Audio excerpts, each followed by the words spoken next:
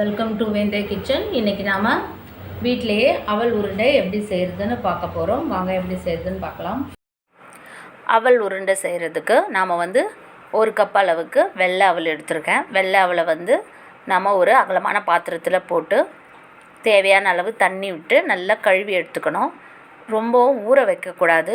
ஒரு தடவை நல்லா அதில் அழுக்கு இருக்கும். நல்லா கழுவிட்டு கொஞ்ச நேரம் ஆற வச்சு நாம் அவல் உருண்டை செய்யலாம். அவல் நல்லா சுத்தமாக கழுவியாச்சு. இது கொஞ்ச நேரம் நம்ம ஆற வச்சிடணும். ஆற வச்சுட்டு அது கூட வெள்ளைப்பாகு, ஏலக்காய் போட்டு வெள்ளைப்பாகு செஞ்சுட்டு சும்மா கரைச்சி எடுத்துட்டு அதோட தேங்காய் பூ போட்டு நம்ம உருண்டைகளாக பிடிச்சி எடுத்துடலாம்.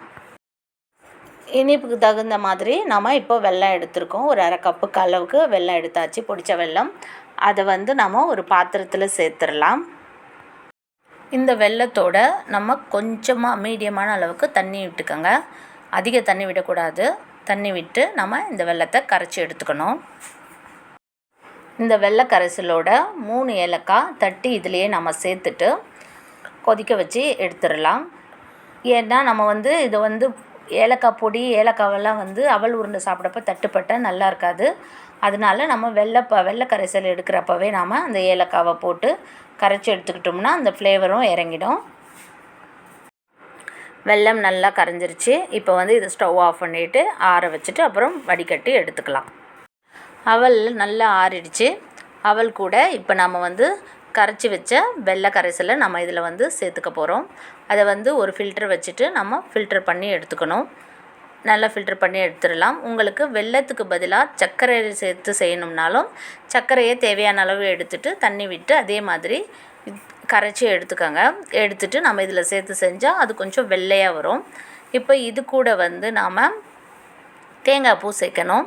ஒரு அரை கப் அளவுக்கு, ஒரு 1/4 கப் அளவுக்கு தேங்காய் பூ எடுத்திருக்கேன். அதை நம்ம இதில் சேர்த்துட்டு ஒரு கரண்டி வச்சு நல்லா மிக்ஸ் பண்ணி விட்டுருங்க. நல்லா மிக்ஸ் பண்ணிவிட்டு அதுக்கப்புறம் நாம் சின்ன சின்ன உருண்டைகளாக பிடிச்சி எடுத்தால் சூப்பரான சுவையான அவல் உருண்டை ரெடி ஆகிடும்.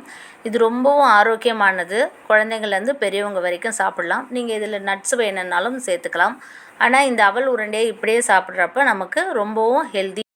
அவல் உருண்டைகளை நமக்கு பிடிச்ச சைஸ்க்கு நம்ம பிடிச்சி எடுத்துக்கலாம். பிடிச்சி எடுத்தால் சூப்பரான அவல் உருண்டை சாப்பிட்றதுக்கு ரெடி ஆகிடும்.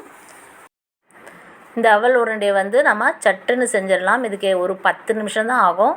வீட்டில் எல்லோரும் செய்கிறதுக்கு ரொம்ப ஈஸி. அதே சமயம் இதோட டேஸ்ட்டு ரொம்ப சூப்பராக இருக்கும். உடலுக்கும் ரொம்ப ஆரோக்கியமானது. இந்த உருண்டையை நீங்கள் வீட்டில் எல்லோரும் ட்ரை பண்ணி செஞ்சு பாருங்கள். வீட்லேயே சூப்பரான அவல் உருண்டை ரெடி ஆகிடுச்சு. இது பண்டிகை நாட்களில் செய்கிறதுக்கு ரொம்பவும் சுலபமானது. நவராத்திரி டைமில் அப்புறம் வாரம் வாரம் நம்ம சாமி கும்பிட்றப்ப இதை நம்ம செஞ்சுட்டு சாமிக்கு படைச்சிட்டு நம்ம சாப்பிடலாம். குழந்தைங்களுக்கும் ஈவினிங் ஸ்நாக்ஸாக நீங்கள் செஞ்சு கொடுக்கலாம். இது ரொம்பவும் ஹெல்த்தியானது. சின்னவங்கலேருந்து பெரியவங்க வரைக்கும் எல்லோரும் சாப்பிடலாம். வீட்டில் எல்லோரும் ட்ரை பண்ணி செஞ்சு பாருங்கள். இந்த டிஷ் உங்களுக்கு பிடிச்சிருந்தால் லைக் பண்ணுங்கள், ஷேர் பண்ணுங்கள், மறக்காமல் சப்ஸ்கிரைப் பண்ணுங்கள். தேங்க்யூ.